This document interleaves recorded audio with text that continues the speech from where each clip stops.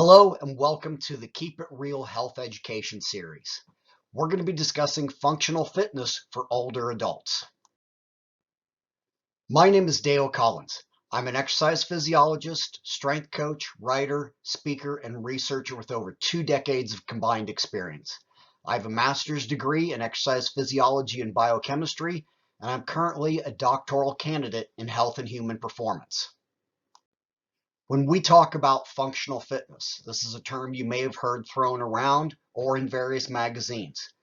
The quick and dirty answer to it is what you do in the gym needs to and should improve how your body functions outside the gym.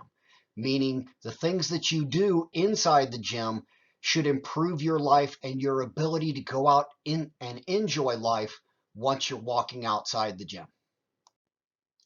For many people, this is what they think of when they see functional fitness. You'll hear CrossFit, you'll hear a lot of extreme programs, and for some people, especially younger 20s, 30s, 40s, and even into 50s and 60s, this is definitely applicable, but it's not all that functional fitness has to look like or mean to you. For many people as we age, this is what functional fitness looks like. It can be using barbells in a gym, in this case deadlifting. It can be using machines to work on specific muscle groups or concentrate in certain areas. It can be using body weight to focus on core and stabilize, or working open floor on balance and activities that are going to improve your day-to-day functions. So really, functional fitness is going to depend upon what you need the most. And there's several components to this. Your ability to move freely across multiple joints is what we call mobility. Most people think of flexibility, but in our terms, flexibility is just across one single joint or muscle group, but that's not the way your body moves. Sometimes when we load one joint, it will affect another. So mobility looks at multiple joints and how your body moves across multiple joints to be able to function on a day-to-day basis. Mobility is huge, and this is a very important factor, especially as we age.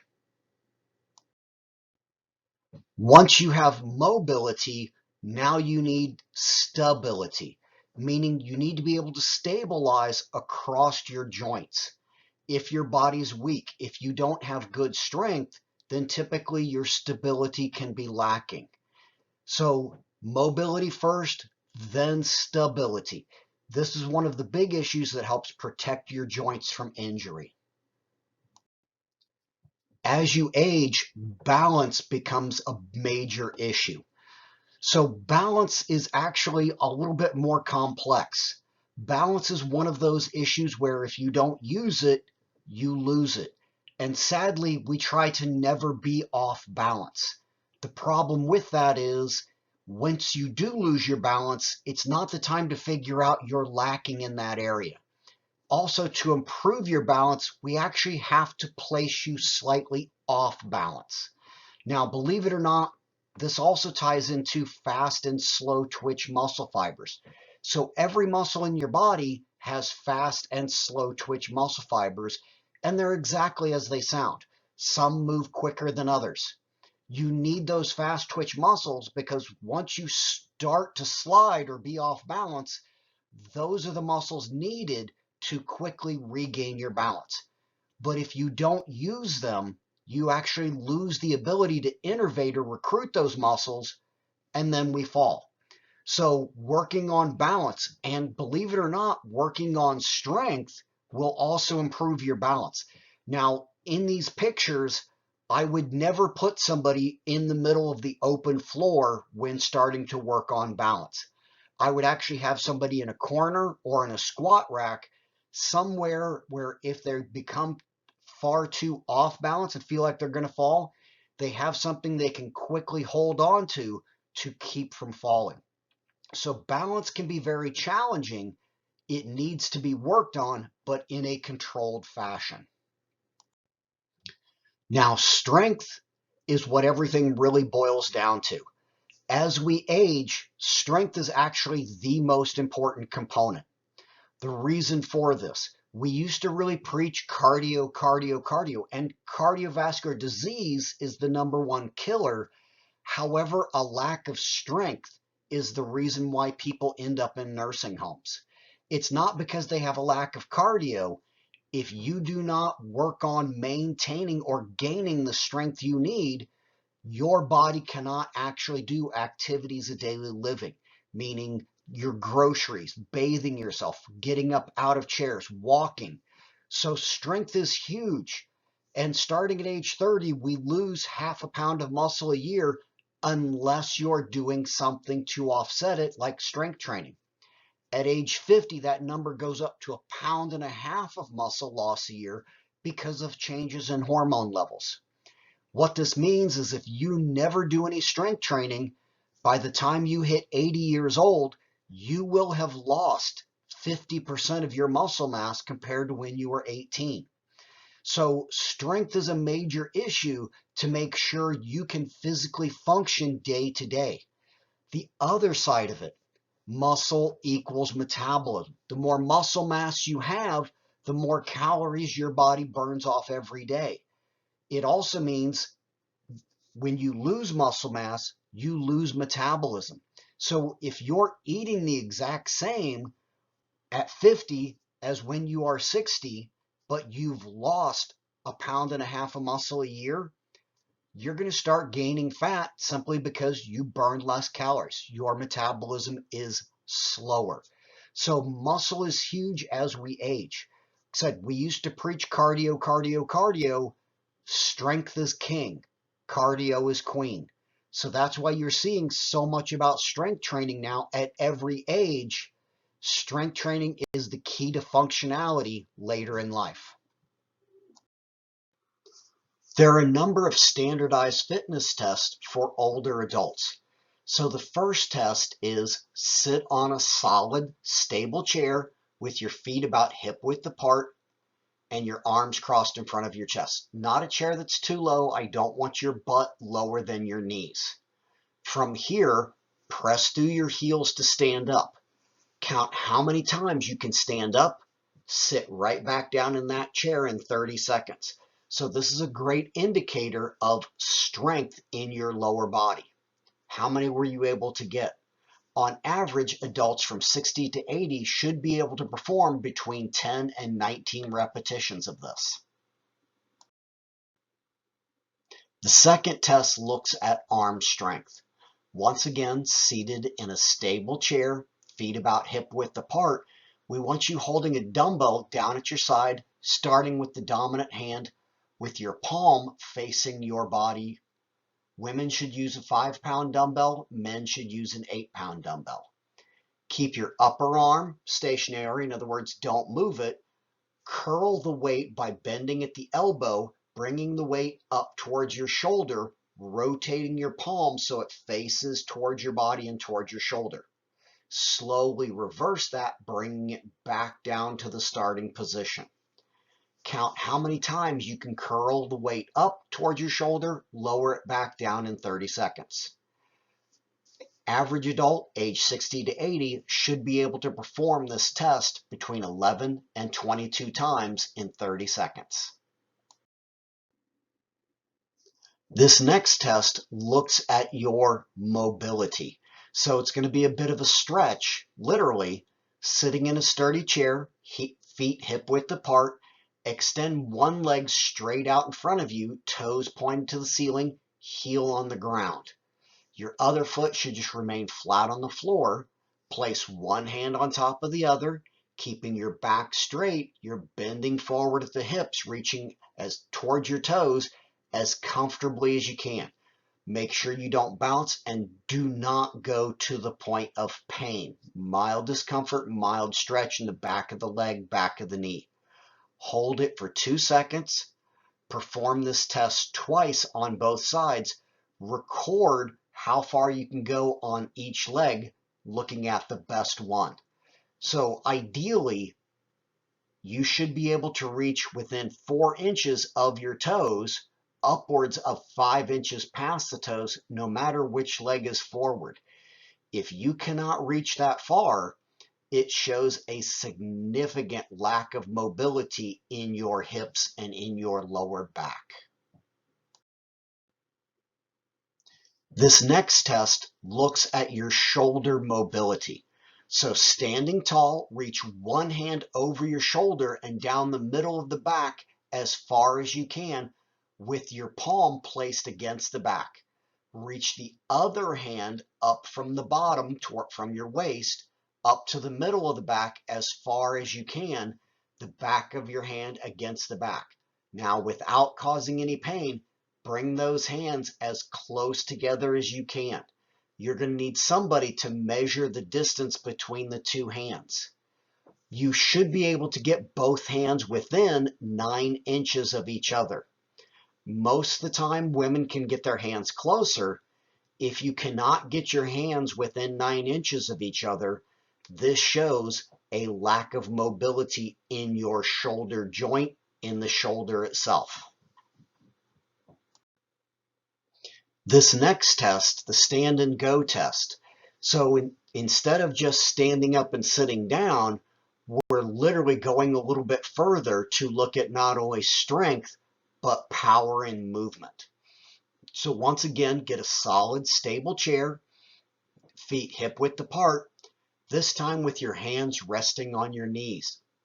From here, you're going to time how long it takes to stand up, walk 8 feet, turn around, and return to the seated position. Perform this test twice, record the best results. You should be able to stand up, walk 8 feet, turn around, come back and sit down in anywhere from 3.8 to 7.4 seconds without losing balance. That part's going to be very important. So we're testing your strength, how quickly can you move, and it's also going to look at how balanced you are. This last test specifically addresses your ability to balance, your ability to pick the legs up and move. So this is marching in place for 2 minutes. You're bringing your knees up to about mid-thigh level with each movement. If you need to, you can place a piece of tape on the wall or chair next to you about how high, and you're trying to do this counting how many times you can hit that mark within a 2-minute period.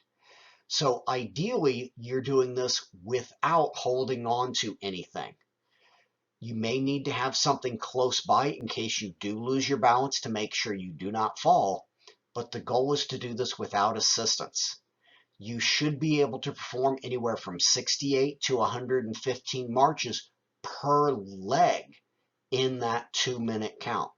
So this looks at strength, a little bit of muscle endurance, but also the ability to balance on each leg while moving a little bit side to side.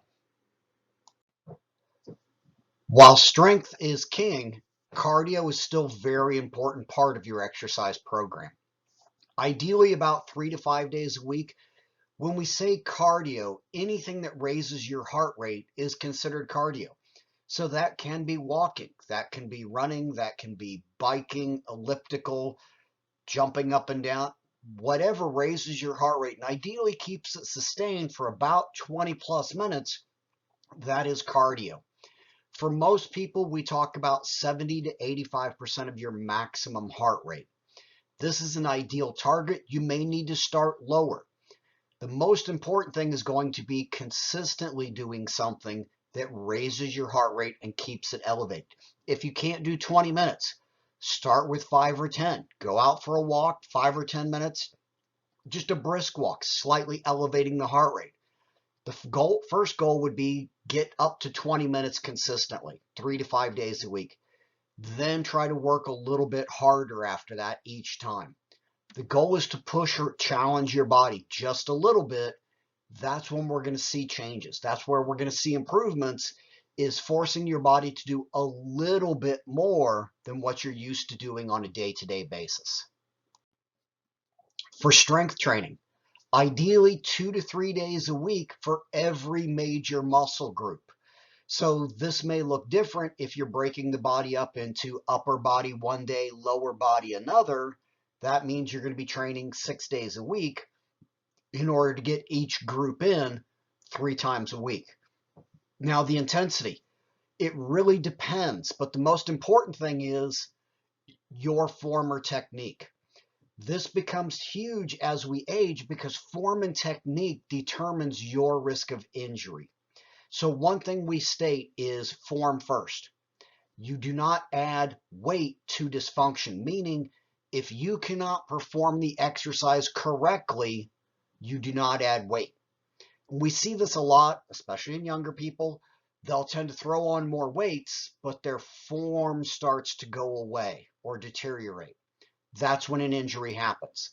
Form and technique first. The time really depends on how long it takes you to get through every major muscle group and the type, whether it's machines, free weights, body weight. That's going to depend on you, on what you can do, what you have access to. So it's okay to mix things up. It's okay to use machines. Machines are great, especially if you're new to exercising. It can greatly reduce the risk of injury.